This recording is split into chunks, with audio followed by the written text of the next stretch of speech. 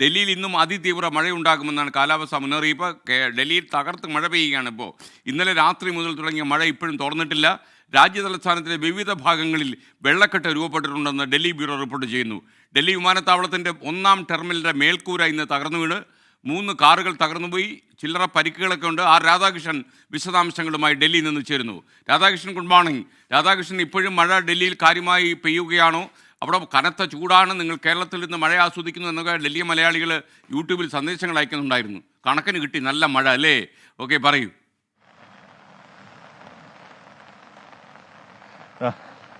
തീർച്ചയായിട്ടും ഡൽഹിയെ സംബന്ധിച്ച് നല്ല ചൂടായിരുന്നു കഴിഞ്ഞ കുറച്ച് നാളുകളായിട്ട്. അതിന് തുടർച്ചയായിട്ടാണ് ഈ മഴ പെയ്യുന്നത്. SKN അറിയാവുന്നതുപോലെ ഡൽഹിയെ സംബന്ധിച്ച് ഈ മഴ പെയ്താലുണ്ടാകുന്ന തുടർച്ചയായിട്ട് മഴ പെയ്താലുണ്ടാകുന്ന പ്രശ്നം, ഈ നഗരം ആസൂത്രണം ചെയ്തിരിക്കുന്നത് മഴയെ നേരിടാൻ പാകത്തിലല്ല. കാരണം തുടർച്ചയായിട്ട് മഴ പെയ്ത ഒരു ചരിത്രം ഡൽഹിയെ സംബന്ധിച്ച് കഴിഞ്ഞ ഏതാണ്ട് 2 വർഷങ്ങൾക്ക് അപ്പുറം വരെ അങ്ങനെ ഉണ്ടായിട്ടില്ല. മഴ ഒന്ന് പെയ്തു കഴിഞ്ഞാൽ പിന്നീട് അത് നിലയ്ക്കും. ആ രീതിയിലായിരുന്നു മഴ ഡൽഹിയെ സംബന്ധിച്ച് ഉണ്ടായിരുന്നത്. പക്ഷേ അതിൽ നിന്ന് എല്ലാം വ്യത്യസ്തമായിട്ടുള്ള ഒരു കാഴ്ചയാണ് നമുക്കിപ്പോൾ കാണാനായിട്ട് സാധിച്ചുകൊണ്ടിരിക്കുന്നത്. ഇപ്പോൾ ഡൽഹിയിൽ ഇന്നലെ രാത്രി തുടങ്ങിയ മഴ ഡൽഹിയിലെ പല മേഖലകളെയും വെള്ളത്തിനടിയിലാക്കുന്ന വിധത്തിലേക്ക് കാര്യങ്ങൾ പോവുകയാണ്. ഞാൻ ഈ നിൽക്കുന്നത് യമുനയുടെ സമീപത്ത് ഉള്ള ദേശീയപാതയോട് അടുത്തുള്ള സ്ഥലത്താണ്. ദേശീയപാതയിലേക്കുള്ള ഗതാഗതങ്ങൾ ഈ കാണുന്ന മേൽപ്പാലങ്ങളൊക്കെ നോക്കിയാൽ നമുക്ക് മനസ്സിലാകും.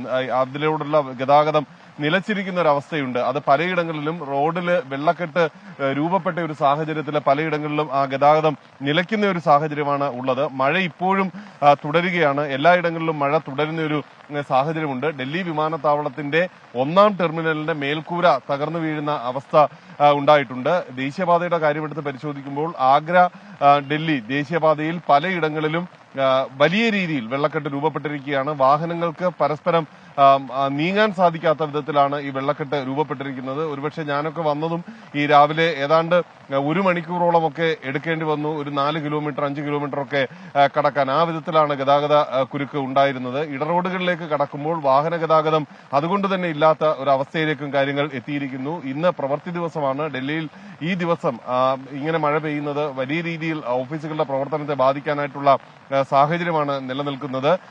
യമുനയുടെ തീരത്ത് താമസിക്കുന്നവരെ സംബന്ധിച്ച് വളരെ വേഗത്തിലാണ് ഈ വെള്ളം പൊങ്ങുന്നത് എന്നുള്ളത് കൊണ്ട് അടുത്ത മണിക്കൂറുകളിൽ അവർക്ക് അവിടെ നിന്ന് മാറി താമസിക്കേണ്ടി വരുന്ന ഒരു അവസ്ഥയിലേക്ക് എത്തും. കഴിഞ്ഞ വർഷങ്ങളിലൊക്കെ ഉണ്ടായ വെള്ളക്കെട്ട്, ഡൽഹിയിലെ വെള്ളക്കെട്ട് നമുക്ക് ഏവർക്കും അറിയാവുന്നതാണ്. ജനജീവിതത്തെ സാരമായിട്ട് ബാധിക്കുന്ന വിധത്തിലായിരുന്നു ആ വെള്ളക്കെട്ട് പോയത്. ഫ്ളാറ്റിൽ കിടന്ന് ഉറങ്ങിയവരെല്ലാം മഴ അല്ലെങ്കിൽ ഈ പ്രശ്നമുണ്ടാകില്ല എന്ന് കരുതിയ ഇതിൽ നിന്ന് വ്യത്യസ്തമായി അവിടങ്ങളിലേക്ക് പോലും വെള്ളം ഇരച്ചു കയറിയ അവസ്ഥയൊക്കെ ഉണ്ടായിരുന്നു. അതിന് സമാനമായിട്ടുള്ള രീതിയിലേക്ക് കാര്യങ്ങൾ പോകാതിരിക്കാൻ വേണ്ടിയിട്ടുള്ള ശ്രദ്ധയാണ് ഇപ്പോൾ അധികൃതർ പുലർത്തുന്നത്.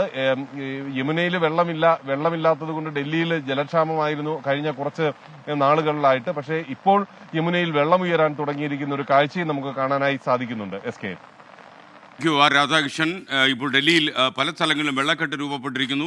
അവിടെ തകർത്ത മഴ പെയ്യുകയാണ് ഇന്നലെ രാത്രി മുതൽ.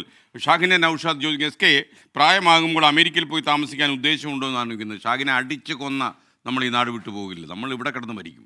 മാത്രമല്ല, ഈ ഗൾഫ് നാടുകളിൽ പോയി ജോലി ചെയ്യാൻ 1-2 അവസരങ്ങൾ എൻ്റെ ജീവിതത്തിൽ കൈവന്നിരുന്നു. അതൊക്കെ ഒരുപാട് ഓഫറുകൾ വന്നിട്ടും ഞാൻ അതിനും തയ്യാറായില്ല. കാരണം നമ്മൾ സംതിങ് ആണെന്ന് ഇവിടെ.